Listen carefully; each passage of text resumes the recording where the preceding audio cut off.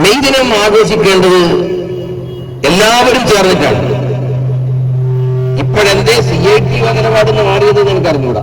ബോർഡിൽ നിന്ന് പറഞ്ഞു എല്ലാവരും യോജിച്ചിട്ടാണ്. ഞാൻ എന്റെ കാര്യം ഞാൻ പറയാം.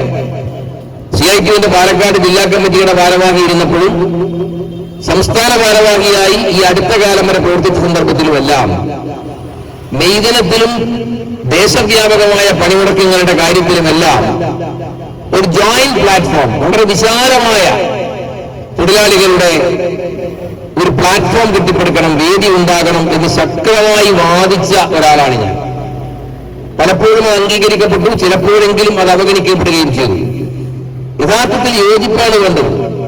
കാരണം മെയ് ദിനത്തെ പറ്റിയുള്ള ഓർമ്മകൾ എന്ന് പറയുന്നത് നേടിയ നേട്ടങ്ങളെയും നാം നേടിയെടുത്ത പോരാട്ടങ്ങളിലൂടെ നേടിയെടുത്ത അവകാശങ്ങളും സംരക്ഷിക്കാൻ വേണ്ടിയുള്ള ഒരു പോർച്ചട്ടയും സമരായുധവും കൂടിയാണ്.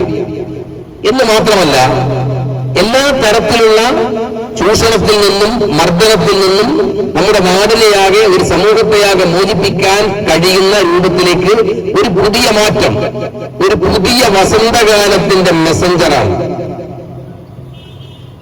വളരെ മനോഹരമായ ഒരു കാലത്തിന്റെ സ്മരണകൾ അയവിറക്കാൻ നമ്മളെ പ്രേരിപ്പിക്കുന്ന അത്തരത്തിലുള്ള ഒരു നല്ല സമൂഹം കെട്ടിപ്പടുക്കാൻ വേണ്ടിയുള്ള സമർപ്പിതമായ പോരാട്ടത്തിലേക്ക് സ്വയം സന്നദ്ധരാകാൻ പ്രേരണ നൽകുന്ന ഒരു ഓർമ്മയാണ് മെയ് ദിനത്തെ പറ്റിയുള്ള ഓർമ്മ.